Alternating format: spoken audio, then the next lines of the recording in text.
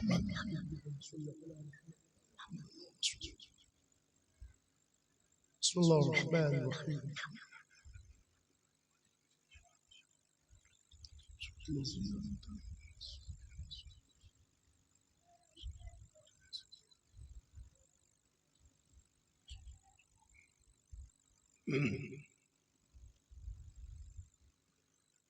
ला हौला वला कुव्वता इल्ला बिल्लाहिल अलीइल अज़ीम। अऊज़ु बिल्लाहि मिनश शैतानिर रजीम। बिस्मिल्लाहिर रहमानिर रहीम। अल्हम्दुलिल्लाहि रब्बिल आलमीन। अस्सलातु वस्सलाम व तहियतु वल इकराम अला नबील मक्कील मदनील क़रशील ग़रबील उम्मील बतहील हाशिमी सय्यदना व नबीना व शफीना व हबीबी क़ुलूबिना व तबीबी नुफूसिना व मौलाना व मौलस्सक़लैन जद्दिल हसनी वल हुसैन अबिल क़ासिम मुहम्मद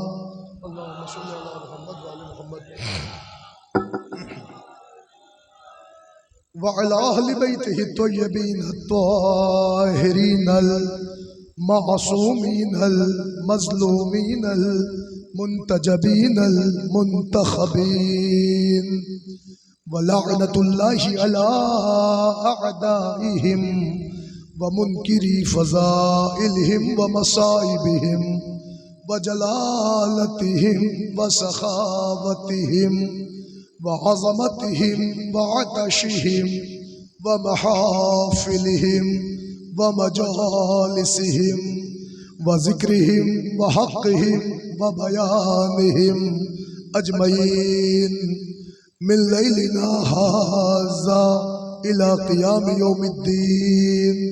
अम्मा बअदु फ़क़द क़ाल अल्लाहु तआला व तबारक फिल क़ुरआनिल हकीम व क़ौलुहुल हक़। बिस्मिल्लाहिर रहमानिर रहीम। फ़अम्मल यतीमा फ़ला तक़हर व अम्मस्साइला फ़ला तनहर। सलावत पढ़ दें आप तमामी हज़रात।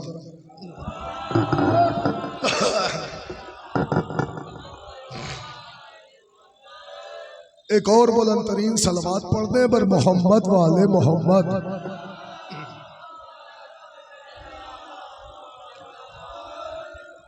हज़रत गिरामी कद्र अज़ादारान हुसैन मज़लूम करबला मातमदारान गाजी अबुल फज़ल अब्बास अलैहिस्सलातु वस्सलाम। अजीज़ो, आपके इल्म है कि हर साल की तरह इम साल भी इसी बस्ती में इसी मकाम पर अज़ीमुश्शान शब्बेदारी का एहतमाम बउन्वान शब गम होता है। अल्हम्दुलिल्लाह ये सिलसिला आज भी जारी व सारी है और इस शब्बेदारी की इब्तदाई व इफ्तिताही मजलिस के लिए हुक्म हुआ था। तामील हुक्म में आप हजरात की जनाब में चंद लम्हे के लिए शरफ़ हाज़री है। जाहिर है कि शब्बेदारी शहरों की हो या कस्बों की हो, सारा फोकस अंजुमनों पे होता है और उस कलाम पे होता है कि जिसका मिसरा हुआ करता है। तो अब तो मैं ये समझता हूँ कि शब्बेदारी की मजलिसों के लिए भी ज़ाकिरीन को भी एक उन्वान देना चाहिए या एक मिसरे से ही मफ़हूम व मौजू देना चाहिए कि जिस उन्वान पे गुफ्तगू हो।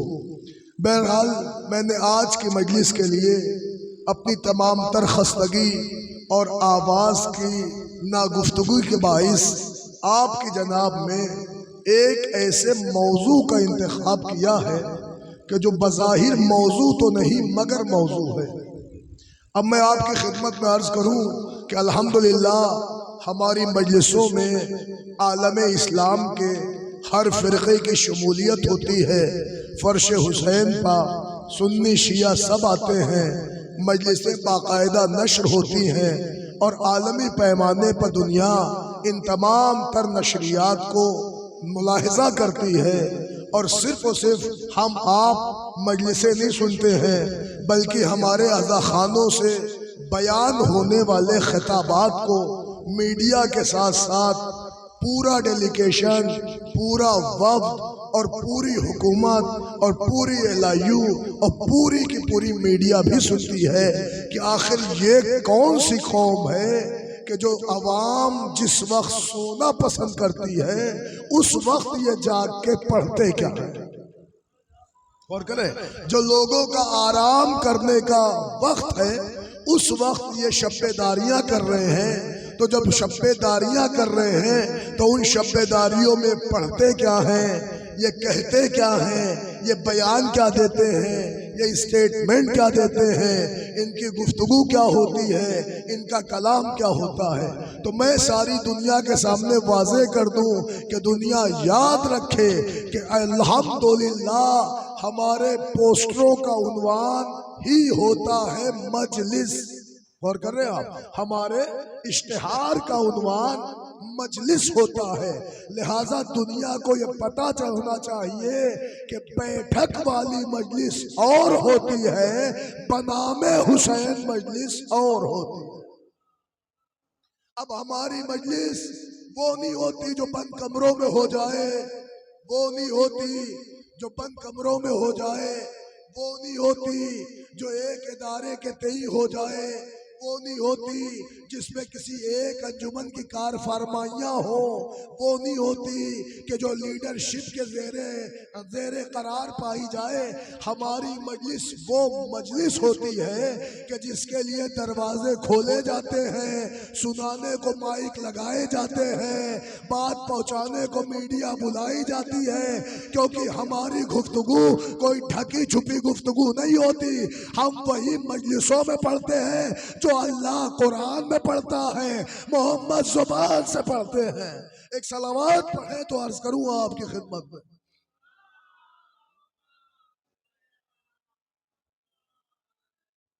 ऐसे नहीं, मेरे साथ नारा लगाए, नारे तकबीर, नारे रिसालत, नारा हैदरी। एक बुलंद तरीन दुरूद शरीफ का नजराना इनायत कर दे। अल्लाहुम्मा सल्ली अला। देखिए सुनिएगा, आवाज की खस्तगी पे न जाए, कोशिश करूंगा जहां तक आवाज है वहां तक बात पहुंचा दी जाए। तो अजीज़ाने गिरामी, पहला उसूल हमारी मजलिसों का ये है कि हम बंद कमरों में नहीं करते, हम अलल ऐलान करते हैं। क्यों ना अलल ऐलान करें, क्योंकि हक दबाया नहीं जाता, हक खुद ब खुद उभर आता है। और अजीज़ों, हम इसलिए भी अलल ऐलान करते हैं कि हमारे इस्लाम की इब्तिदा भी अलल ऐलान है, इंतहा भी अलल ऐलान है। नहीं यकीन आता तो आप तारीख़ इस्लाम मुलाहिज़ा करें।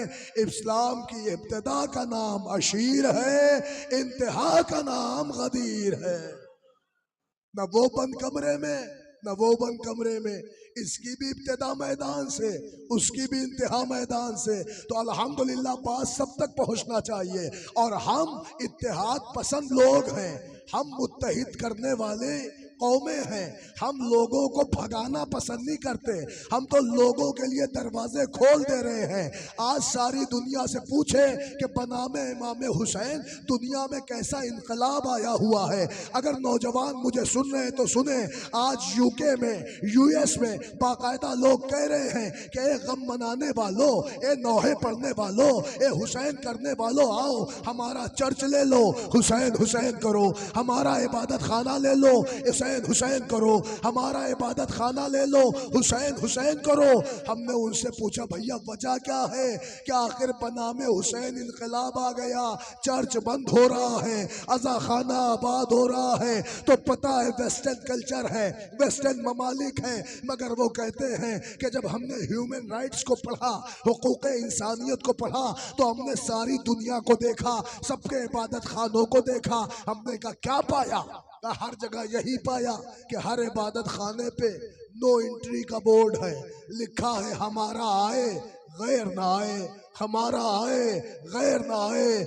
मस्जिद देखी मुसलमान आए गैर ना आए, मंदिर देखी हिंदू आए गैर ना आए, गिरजा देखा हमारा आए गैर ना आए, चर्च देखा हमारा आए गैर ना आए। कहते हम ह्यूमन राइट्स के लोग हैं। हमने तहकीक करके देखा कि यूं तो सारी दुनिया एक प्लेटफॉर्म पर हुकूक इंसानियत की बात कर रही है, मगर सबके इबादत खाने कहते हैं हमारा आए गैर ना आए। पर कायनात में सारे इबादत खाने अपनाइयत दिखाते हैं, तो गैरों से गैरियत दिखाते हैं, मगर कायनात में एक है आस्ताने हुसैन, जहाँ कोई नो एंट्री नहीं। हिंदू भी आए, मुसलमान भी आए, सुन्नी भी आए, शिया भी आए।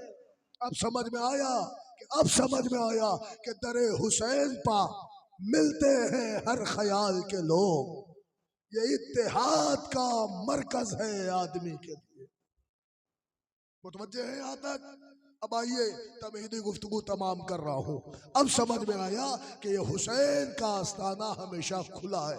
या ये शर्त नहीं है कि खाली शिया आए, ना ना, ये सबके लिए खुला है। या सुन्नी भी आए, शिया भी आए, हिंदू भी आए, मुसलमान भी आए। अजीजों आएगा भी वही कि जिसके दिल में इंसानियत का चिराग रोशन होगा। आज आप अरबईन देखें तो अरबईन में खाली शिया नहीं पहुंच रहे हैं, सुन्नी बिरादरान जा रहे हैं, हिंदू जा रहे हैं, ईसाई जा रहे हैं। इसका मतलब क्या है? इसका मतलब जैसे जैसे हुसैनियत आम हो रही है, आस्ताने हुसैनी की तरफ जमावड़ा पहुंच जा रहा है। और किया आपने?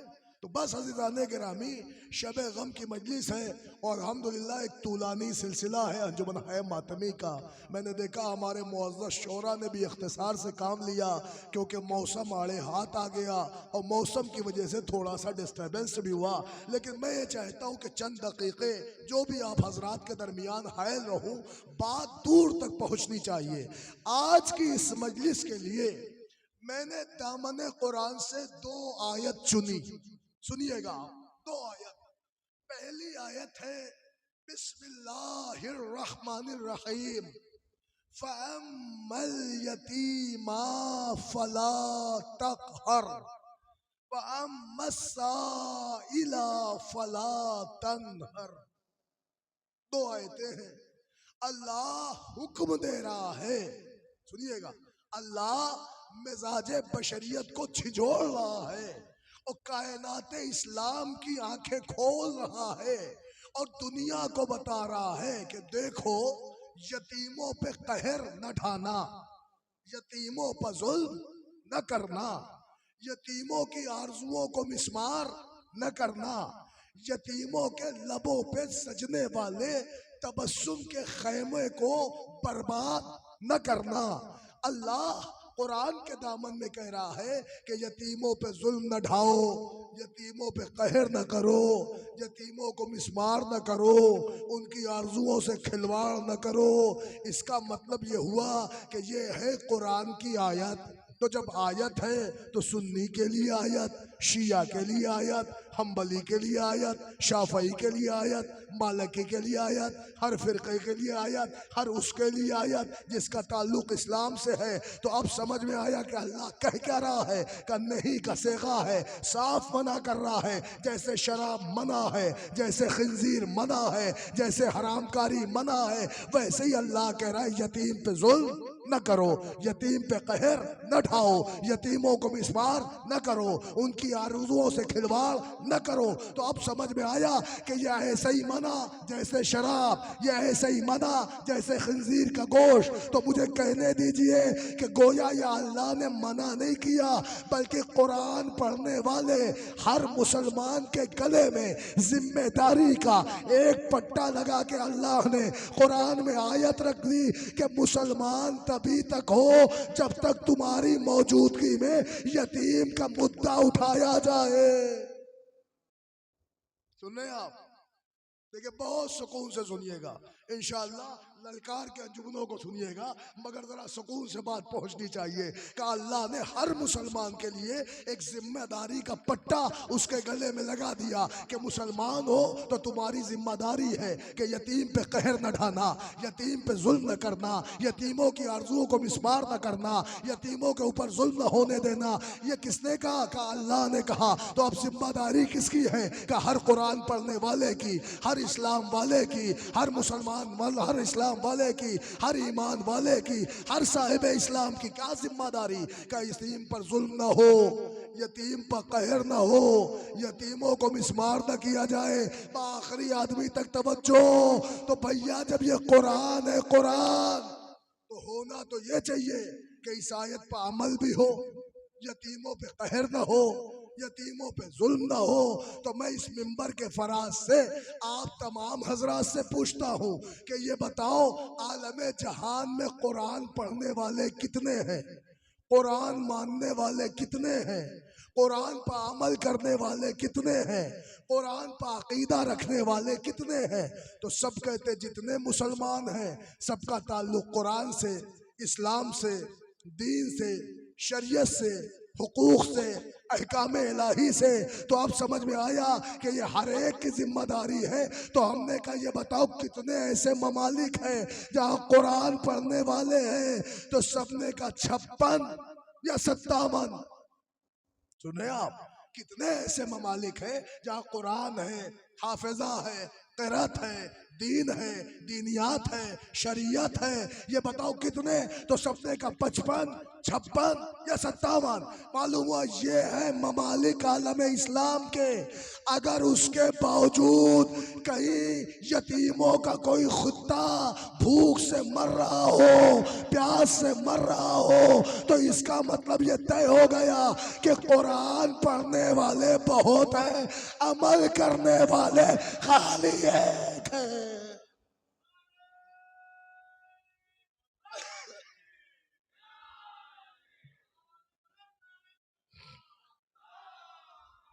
देखिए सुनिएगा, ओ अल्हम्दुलिल्लाह, लब्बैक या हुसैन।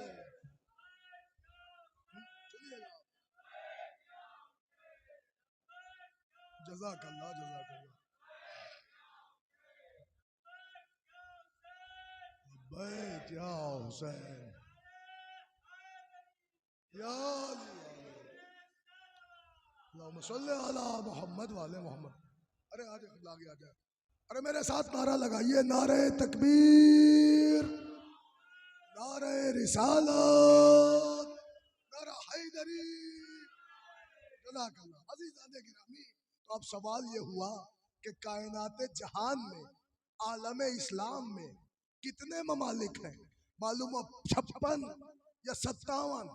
तो अगर 56-57 मुल्कों में कुरान है, वो आयते कुरान की तिलावत है, तो फिर कुरान पढ़ने वालों को अपनी जिम्मेदारियों का एहसास होना चाहिए।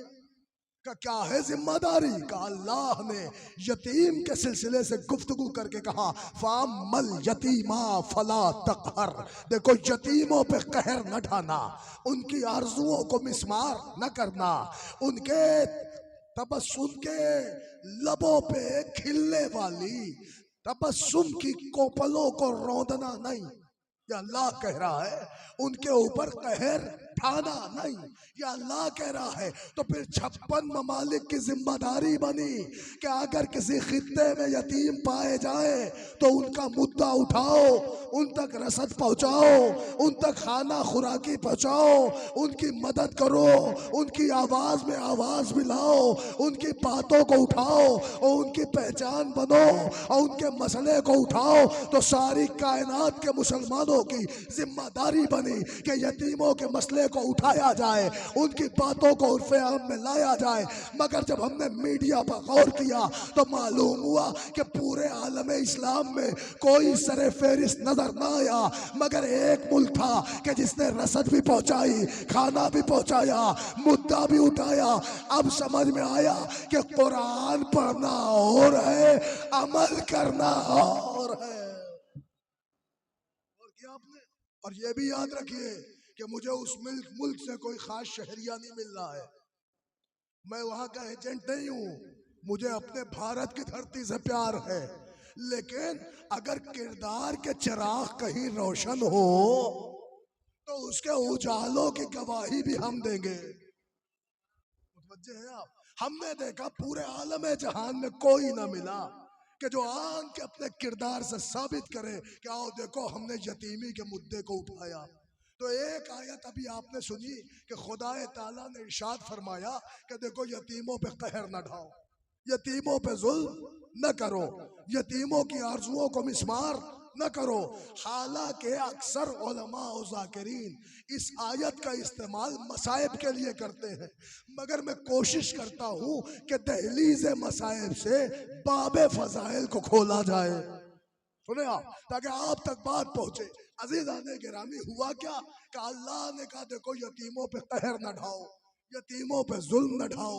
इसका मतलब तो पहले आलम इस्लाम को, और सिर्फ आलम इस्लाम को नहीं, पूरी कायनात को इस सोशल मीडिया के जरिए और इस मिंबर के फराज से और इस मोतबर और मुनज़्ज़म मजमे के खुलूस को मद्देनजर रखते हुए हम एक बात तो इस्लाम की ये पहुंचा दें कि दुनिया वालों आओ इस्लाम का लॉजिक देखो, इस्लाम का फंडामेंटल देखो, इस्लाम का बेस देखो, इस्लाम का उसलूबे नज़र देखो, इस्लाम का तरीक़े फ़िक्र देखो कि इस्लाम ने दामन कुरान में ये नहीं कहा कि अगर यतीम मुसलमान हो तो मिलो, यतीम मुसलमान हो तो मुद्दा उठाओ, यतीम मुसलमान हो तो राशन दो, यतीम मुसलमान हो तो उसकी बात करो, यतीम मुसलमान हो तो एडॉप्ट करो, यतीम मुसलमान हो तो पालो।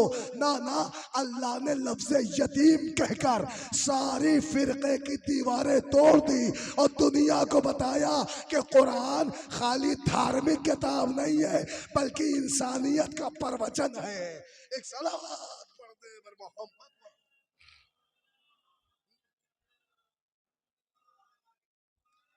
भैया जरा मिल के सलावत पढ़ दे बर मोहम्मद वाले मोहम्मद।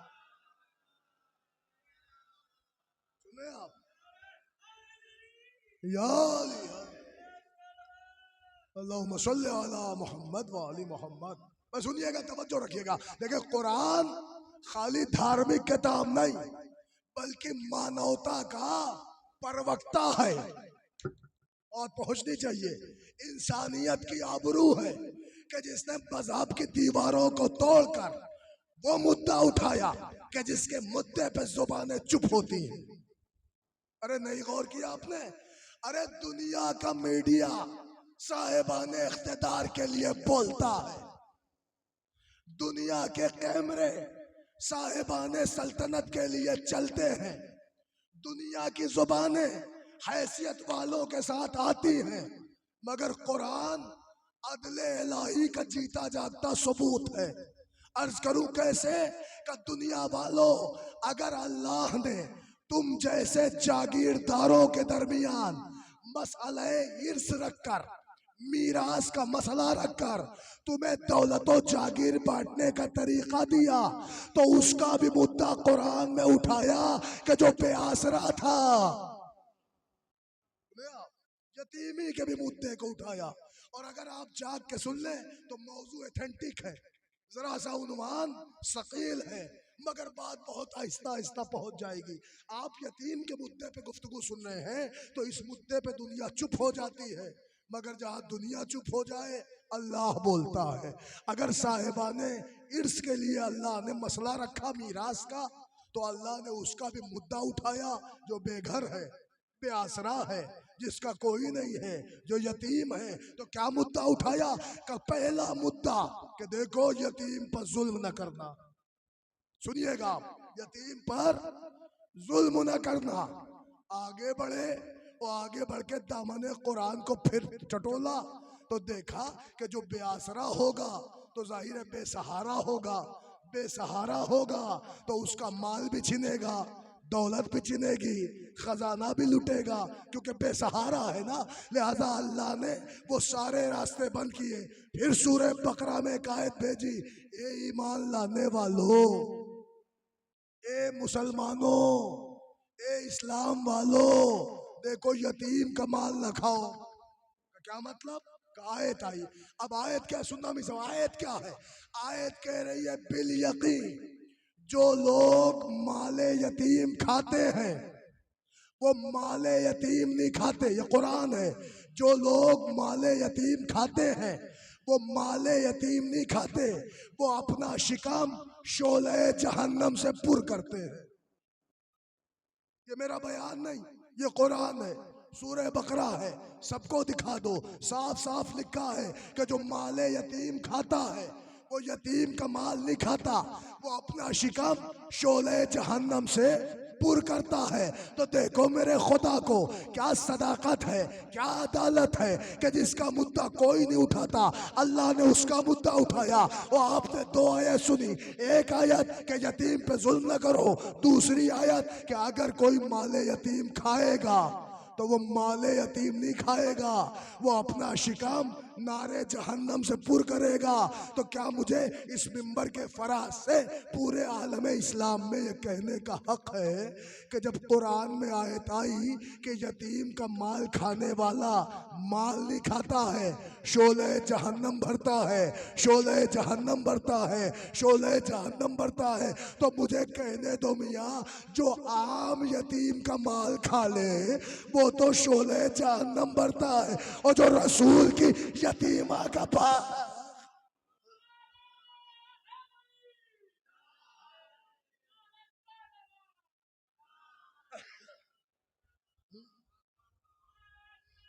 जिंदाबाद, जिंदाबाद।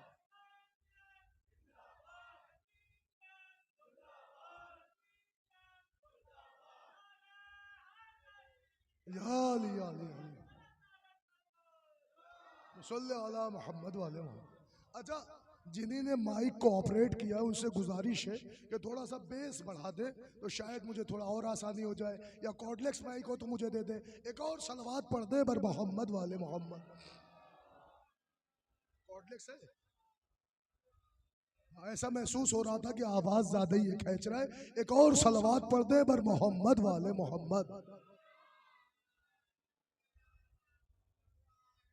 सुन लेने के दो आयतें आपने सुनी। पहली आयत कि यतीम पे जुल्म न करो, दूसरी आयत कि जो शख्स माले यतीम खाता है वो अपने शिकम में नारे जहन्नम शोले जहन्नम भर लेता है। अब देखें, लोग कहते हैं मजलिस हुसैन में खाली वाह होती है। अरे भाई, अच्छी बातों पे तो वाह ही होगी। गौर कर रहे हैं आप? इसलिए कि इससे बड़ा पैगाम क्या होगा, ये मैसेज क्या होगा कि हम प्यारे आलम इस्लाम को कुरान सुना रहे हैं कि भैया कुरान में कहा गया यतीमों पे जुल्म न ढाना, यतीमों पे कहर न करना, यतीमों को मिसमार न करना, यतीमों का माल न खाना। वो अल्लाह साफ साफ कह रहा है कि अगर कोई माले यतीम खाएगा तो वो माले यतीम नहीं होगा बल्कि शोले जहन्नम अपने पेट में भरेगा। तो अगर कोई शख्स आम यतीम का माल खाए तो शोले जहन्नम हो जाए, और अगर खास यतीम का माल, आप बताइए उसके लिए आपका क्या फरमान है? तो इसका मतलब खास हो या यतीम का माल अगर खाया गया तो वो माल नहीं है, वो शोले जहन्नम है जिससे खुराक ली गई है, वो पेट भरा गया। और क्या आपने देखे दो आयतें आपने सुन ली किस मुद्दे पर, यतीम के लफ्ज पर। अब आइए मैं आपकी खिदमत में जल्दी से बात पहुंचाऊं और बात अर्ज कर दूं, सुनिएगा मगर जाग कर। अल्लाह ने नहीं के सेरे के साथ कहा, देखो यतीमों पे जुल्म न करना। तो पैगंबर की हदीस अम्र के सीगे के साथ आई। उन्होंने कहा यतीम दिख जाए तो सर पे दस्ते शफकत फेरना। अब सुनिएगा, कुरान की सैर हासिल बहस के वास्ते बनी है हदीस। कुरान ने नहीं में कहा जुल्म न करना, पैगंबर ने अम्र में कहा यतीम के सर पर दस्ते शफकत फेरना। अब समझ में आया कि यतीम मिले तो पालो, मिले तो परवान चढ़ाओ, मिले तो दस्ते शफकत फेरो, मगर जुल्म न करो। अब हदीस को आयत से मिलाते जाइए। इसका मतलब खालिक कहता है जुल्म ना हो, महबूब कहता है कि पालो, खालिक कहता है कि अगर उसका माल खाया तो शोले जहन्नम। तो जो यतीम को माल खिलाए, गौर तो कर ले आप, उसका भी तो कोई मेयार होना चाहिए। तो अब कैसे पता चले कि जब यतीम का अल्लाह ने मुद्दा उठाया तो फिर पालने वाले की भी अजमत होनी चाहिए। लिहाजा चलो मुसलमानों, पैगंबर से पूछा जाए, सरकार यतीम का मुद्दा तो कुरान में उठा है, मगर जो पाल रहा है, जो किफालत कर रहा है, जो आगोश में खिला रहा है, जो दस्तरखान पे खिला रहा है, ये बताइए उसके लिए भी तो कोई अजमत है। अगर मैं शिया किताब पढ़ूं तो लोग कहेंगे अकीदत है, लेकिन अगर इस्लाम की मोतबर किताब पढ़ूं तब तो मानोगे हकीकत है। सुनाऊं बुखारी शरीफ, और बुखारी शरीफ से हदीस पढ़ रहा हूं ताकि आप जानिए कि यतीम परवर की क्या अजमत है, यतीम पालने वाले का क्या मेयार है, यतीम परवर को क्या सिला है, यतीम परवर का क्या कमाल है। शिया किताब नहीं पढ़ा हूं, जिस बंदे को पूरे मजमे तक जहां तक आवाज जाए वो रेफरेंस मुझे रोक के ले ले कि साहब कहाँ लिखा है। तो मैं बता रहा हूं बुखारी में मेरे हुजूर पाक की हदीस मौजूद है कि हुजूर ने यतीम परवर की अजमत बताते हुए कहा कि सुनो, यतीम पालने वाला जन्नत में मेरे साथ ऐसे होगा जैसे हाथों की दो उंगलियां। ऐसे हदीस का इस्तेमाल करेंगे का जैसे हाथों की दो उंगलियां। पूछा ये कहाँ है, का इसके पहलू में, ये कहाँ है, इसके पहलू में, मगर दोनों अलग हैं, मगर इनका जामिद एक, पंजे के शिकंजे में दोनों। और कर रहे हैं आप का साहब, दोनों का जामिद एक, न ये इससे अलग है, न ये इससे अलग, न ये इससे अलग, दोनों का मकाम एक है, मगर वो उसके पहलू में, वो उसके पहलू में। पैगंबर ने कहा यतीम परवर मेरे साथ जन्नत में ऐसे रहेगा जैसे हाथों की दो उंगलियां। तो अब मुझे कहने दो दुनिया वालों, अब समझ में आया कि यतीम परवर का क्या मेयार है, यतीम पालने वाले की क्या हैसियत है। अमा जो आम यतीम पाले वो तो हुजूर के साथ जन्नत में हो, और जो हुजूर जैसे यतीम को पाला है। एक जरा मिल के सलावत पढ़ दे वर मोहम्मद।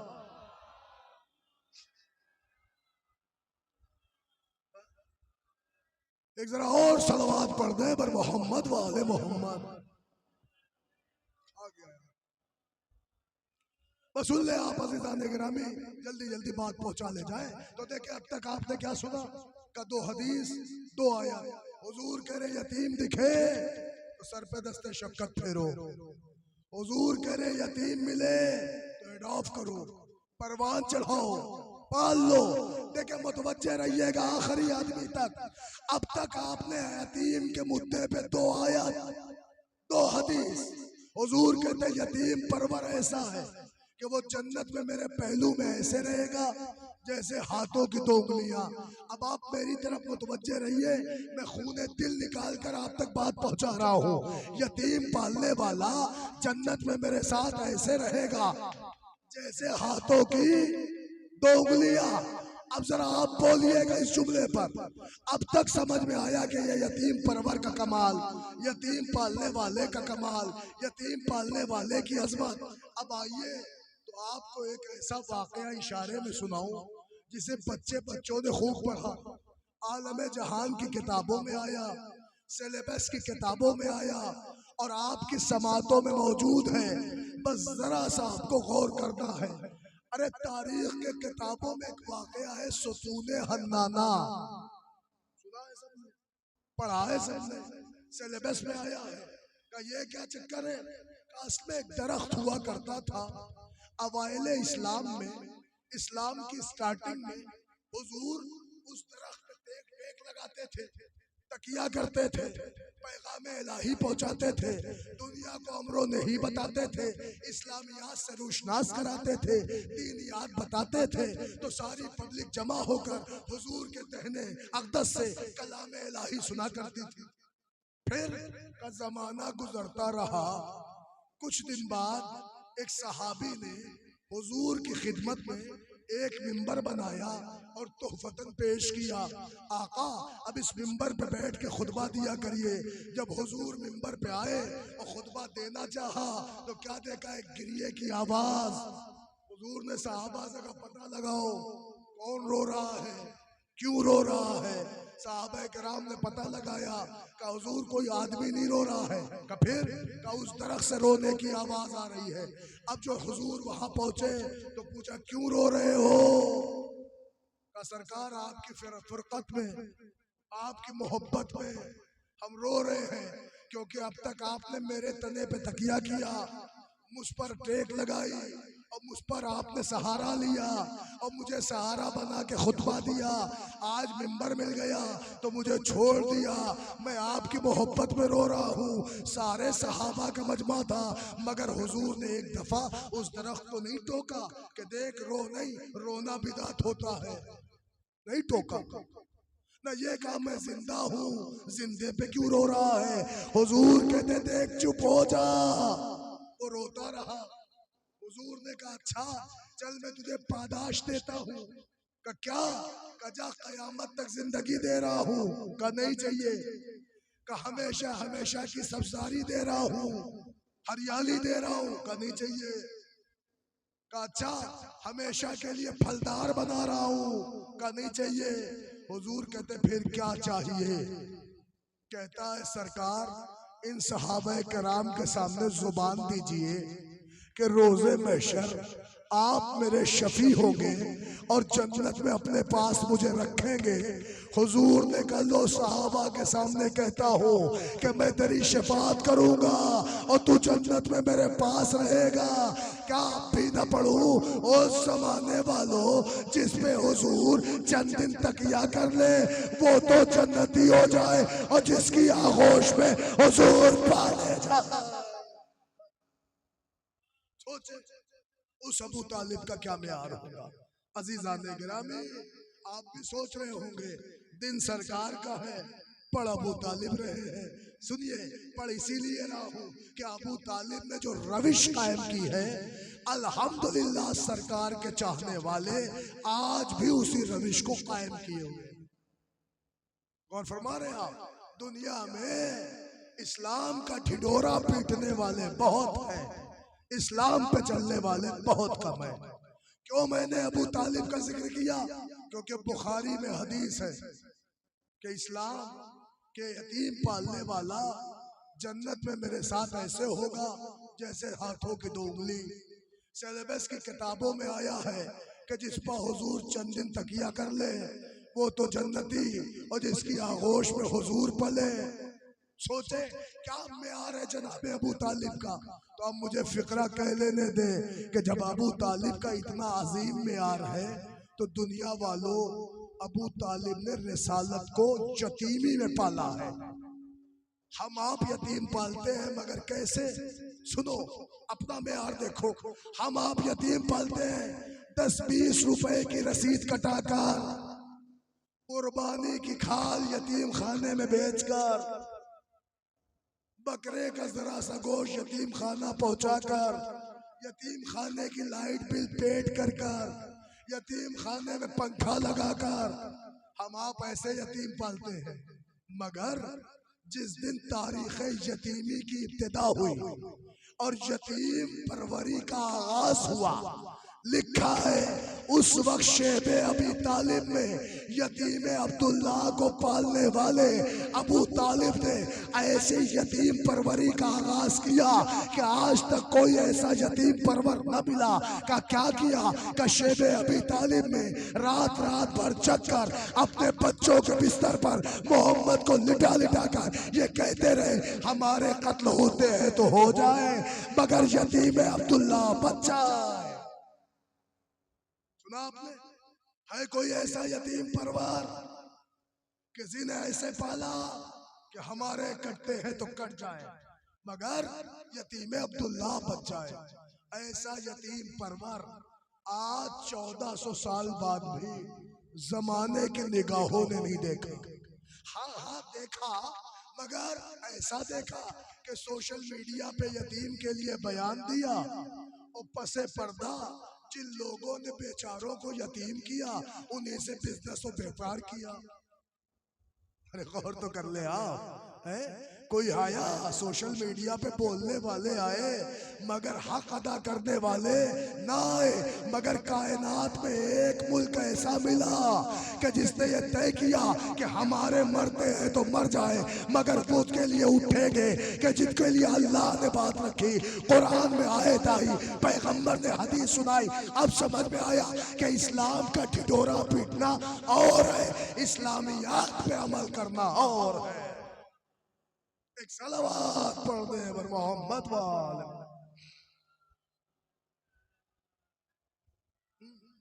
बस अज़ीज़ाने गिरामी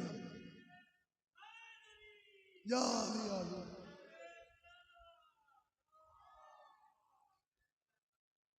देखिए बस 12 बज गया है और जाहिर है वक्त काफी हो गया है। मुझे सरकारे इमाम हसन और सरकारे रिसालत बाप के लिए भी कुछ पढ़ना था, लेकिन कटेहर की इस बस्ती में इस मिंबर के फराज से अपने तमाम इस्लामी भाइयों की खिदमत में बहैसियत एक तालिबे इल्म के मैंने कुरान की आयतें सजाई हैं, ताकि अगर ख़ैमे दिल में गुंजाइश हो और ख्याले अक्ल की वादी में आयत पहुंचे तो गौर कर लेना कि ये किसी बंदे का कलाम नहीं है, ये तुम्हारे खालिक का कलाम है। अल्लाह मैसेज दे रहा है यतीम पालो, अल्लाह मैसेज दे रहा है यतीम का माल न खाओ, अल्लाह कह रहा है कि यतीमों को मिसमार न करो। आज जमाने से पूछो क्या जो यतीमे की आलम में भुखमरी में पड़े हुए हैं कोई है जो उनके लिए आगे बढ़े? कोई है जो उनकी बात उठाए? क्या इंसानियत अपाहिज हो गई? क्या इंटरनेशनल लेवल पर ह्यूमन राइट की बात करने वाले अंधे हो गए? क्या उन तक रसद नहीं पहुंचाई जा सकती? अरे हद हो गई साहब, जिनके पेट भरे हैं वहां तक शहरिये तो आ जाते हैं, मगर जो मुसलमान बच्चे यतीमी की हालत में भूखे पड़े हैं उनका आज कोई वारिस नहीं है। इसका मतलब यह हुआ कि कुरान पढ़ते सब हैं, अमल कोई नहीं कर रहा है। गौर कर रहे हैं आप अजीज़ाने गिरामी? अगर हमारा ज़मीर मर जाए तो फिर इस्लाम की रट लगाने का फायदा क्या है? आज कम अज कम रसूलुल्लाह की शबे शहादत और उनके निवासे इमाम हसन की शबे शहादत कम अज कम हम अपने भाइयों तक ये बात पहुंचाएं कि आओ उठो और समाज को जागरूक करो कि हम वहां नहीं पहुंच सकते तो कम अज कम हमारे साथ यहाँ कोई ऐसा मसला न पेश आए कि कोई यतीम भुखमरी के आलम में हो और उसका कोई वो बेआसरा हो और उसका कोई आसरा न बन सके। बस अज़ीज़ाने गिरामी सुन ले आप, आज तो ऐसे मासूम की शबे शहादत है कि जिनका अगर पूरा किरदार पढ़ें तो उन्होंने कुरान की आयत पर अमल किया है। सुनिए आप, कुरान की आयत पर अमल किया है। अब देखें, वक्त तो नहीं कि मैं आपके सामने पढ़ूं, जमाना इमाम हसन की सुल्ह की बात करता है और फिर उसके मुतरादिफ जमाना दूसरी तरफ आता है और मद्दे मुकाबिल में हुसैन की जंग लाता है और कहता है ये कौन सा मासूम का फेल? तो सुन लो, मासूम का हर फेल मुताबिक कुरान होता है, चाहे वो रसूल का हो या निवासे रसूल का। मेरे पास वक्त नहीं कि मैं सजाऊं सारी डिटेल तुम्हें सुनाऊं, लेकिन मैं इशारा दे रहा हूं मासूम का हर फेल मुताबिक कुरान होता है। बस 2 आयत का हवाला देता हूं, जाके अपनी अपनी मस्जिदों में अपनी अपनी किताब में अपने अपने कुरान में पढ़ लेना। एक कुरान मजीद की आयत है सूरह अनफाल की आयत नंबर 39 और एक आयत है आयत नंबर 60-61। ये 2 आयतें पढ़िएगा। एक आयत में अल्लाह कह रहा है अगर दीन की सेहत के लिए जरूरी हो कि सुलह की जाए तो दीन की बारियाबी के लिए सुलह करो। सुने आप, दीन की बारियाबी के लिए, इस्लाम की हयात जावेदा के लिए सुलह करो। दूसरी तरफ अल्लाह कुरान में आयत भेज रहा है कि देखो फख्तलू, जिहाद करो, कत्ल करो, ताकि उठने वाला फितना हमेशा के लिए बैठ जाए। अरे भैया हम कुरान पढ़ रहे हैं ताकि सब तक बात पहुंचे। सुनिए आप, कत्ल करो, जिहाद करो, तलवार निकाल लो, ताकि उठने वाला फितना हमेशा हमेशा के लिए बैठ जाए। अब सारे जबानें जो चल रही थी आज के बाद कुरान पढ़ के चुप हो जाएगी। सूरह अनफाल 39वीं आयत, 61वीं आयत, दुनिया वालों जाके पढ़ना। हसन का जमाना सन 50 हिजरी का था, तब का था जब सफीद हो चुकी थी, जमल हो चुकी थी, नहरवान हो चुकी थी। मुसलमान आपस में गैर मुतदय्यिन सल्तनत वालों की वजह से आपस में लड़ चुके थे। मैं आपकी खिदमत में अर्ज करूं, हसन ने देखा कि हो गए अब अगर जंग हुई तो इस जंग में बाजी कोई और नहीं मारेगा, कत्ल मुसलमान होगा, कत्ल इस्लाम होगा, खून मुसलमान का बहेगा, नदियां खून की मुसलमानों की बहेंगी। मगर जो हाकिम है वो यही चाहता है, लिहाजा उन्होंने कुरान मद्देनजर रखा। उन्होंने कहा ठीक है हम तलवार नहीं उठाएंगे, मगर शर्त हमारी होगी, मानना तुम्हें पड़ेगा। क्या सुने आप, मानना तुम्हें पड़ेगा। सुलह हसन जीत का इतना बड़ा नमूना है कि अगर अपोजिशन शर्त लगाती, हसन मानते तो हसन की हार, लेकिन हसन ने शर्त लगाई, अपोजिशन ने माना, ये हसन की जीत।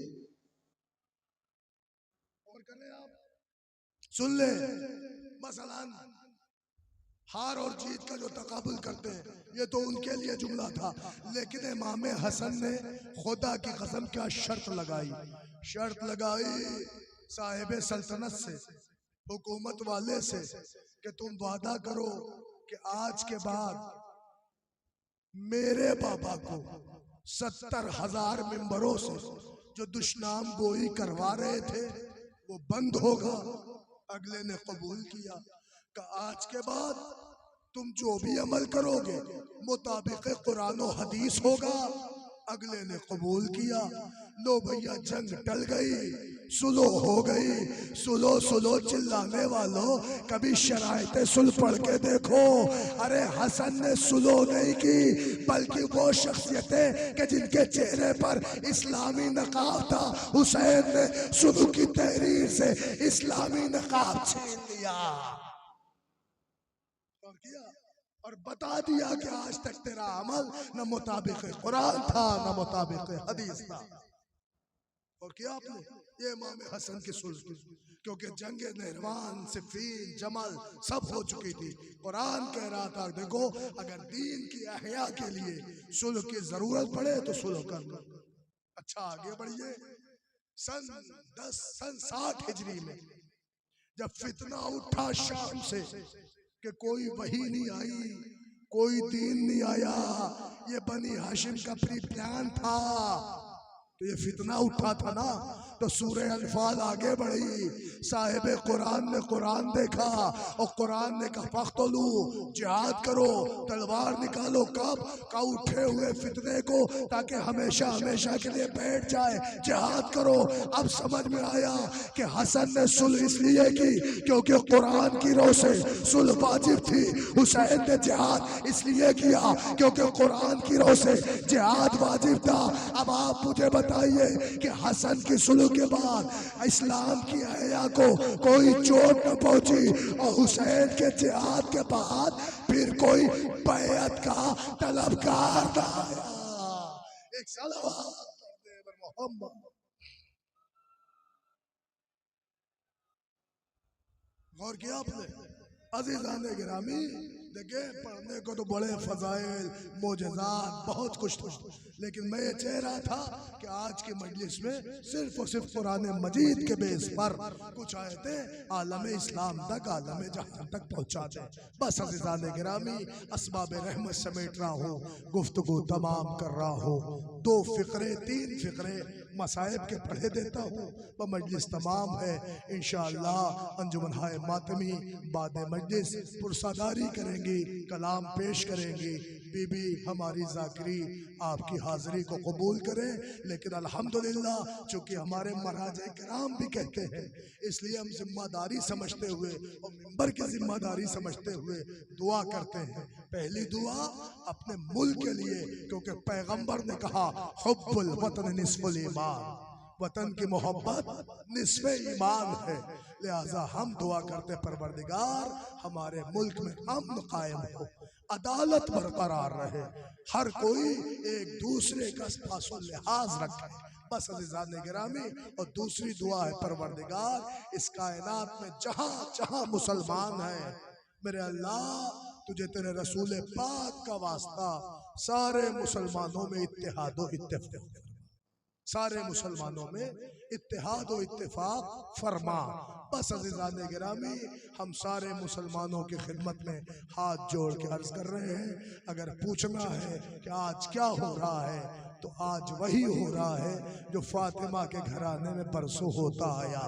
का क्या हो गया? का तारीख कहती है आज ही की वो शब थी जब बाबा बिस्तरे आखिर पर तड़प रहा था और एक चाहने वाली बच्ची अपने बाबा के हुजूर गिड़गिड़ा रही थी। लिखा है बाबा के बाद फातिमा ज़हरा 70 दिन रोती रही। तुम्हें पता है क्यों रोती रही? शायद इस वजह से भी रोती रही कि जिसके आखिरी हज में 1.25 लाख हाजी आए हो, उसके जनाजे पर 11 के अलावा 12 फर्द नहीं था। बाप के जनाजे की तन्हाई तो फातिमा रोती रही। ए अज़ादारो, आज मेरे रसूल की शहादत की शब है, आज मेरे इमाम की शहादत की शब है। ये वो शहादत है कि जो दोनों शहादतें जहर से दी गई हैं। कभी वक्त रहा तो तफसील सुनाऊंगा, मगर सुनो, लिखा है कि आज ये दो शहादतें आज ही की तारीख में हुई है। मेरा रसूल दुनिया से उठा तो फातिमा यतीम हो गई, हसन उठे तो ज़ैनब बिन भाई के हो गई। मगर अज़ादारो, अब तक मजलिसों का दस्तूर था कि हम मजलिसों में हुसैन को रोते थे, फातिमा को पुरसा देते थे। लेकिन आज की मजलिस में बाबा का गम होगा, बेटी को पुरसा। सोचे कितनी गरीब होगी फातिमा कि जो एक मजलिस में दो तरफ से पुरसा, बाप का भी पुरसा लेने आई है, बेटे का भी पुरसा लेने आई है। ए मोमिनो, अल्लाह तुम्हें अपने हिफ्ज़ो अमान में रखे, आपके आंसू रुमाले जनाबे ज़हरा तक पहुँच जाए। आओ 2 फ़िक्रे पढ़ो मजलिस तमाम। लिखा इस तारीख में फातिमा यतीम हुई, मौलाए कायनात ने गुस्लो कफन किया और रसूल के जनाजे में 11 अफराद थे। बड़े एहतमाम से जनाजा उठा। रसालत माब का जनाजा मदीना शरीफ में दफन हो गया। मगर अजीजों, जब 28 सफर सन 50 हिजरी आई तो रसूल का वो बेटा जिसे रसूल ने सबसे कबा बनाया हो, अरे उसे जहर दिया गया। हसन के कलेजे के 72 टुकड़े तश्त में गिरे। अरे चहने वाली बहन ने जैसे ही तश्त बढ़ाया एक खून की उल्टी आई।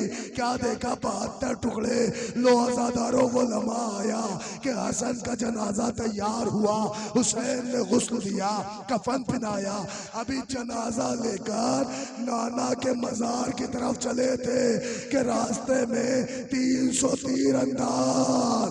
अरे हसन के जनाजे पर इतने तीर बरसाए गए कि कयामत हो गई। ये कायनात का पहला जनाजा था जो घर से निकलने के बाद वापस फिर घर पलटा। अल्लाह अकबर, अल्लाह अकबर। रिवायत का फिक्रा है जैसे जनाजा घर आया पहले इस्तकबाल को दरवाजे पे आ गई। लो जनाजा रखा गया। ए जवानों, खुदा तुम्हारी बहनों का पर्दा सलामत रखे। कोई बहन ऐसे गरीब ना हो। जनाजे के एक पहलू में ज़ैनब बैठी, एक तरफ कुलसूम। अरे एक तीर एक बहन निकाले, दूसरी तीर, दूसरा तीर दूसरी बहन निकाले। बहनें रो रही थी मगर अज़ादारों जनाजा उठा। हुसैन ने वो जनाजा उजड़ी हुई बकिया में माँ के पास लाके रख दिया। कहा माँ, मेरे भैया का इस्तेमाल तीरों से किया गया। मैं कहूँगा आका इमाम हसन कम अज कम आपके जनाजे पे तीर पड़े, मगर ए मौला जरा करबला आइए, एक जनाजा और है जो तीरों पे मुअल्लक। आए गरीबी है फातिमा, 2 बेटे थे, दोनों तीरों में उलझ गए। एक के जनाजे पे तीर, एक का जनाजा तीरों पर रहा। अय्यमुल क़ल्बिन यनक़लिबून, इन्ना लिल्लाहि व इन्ना इलैहि राजिऊन। मातमे हुसैन।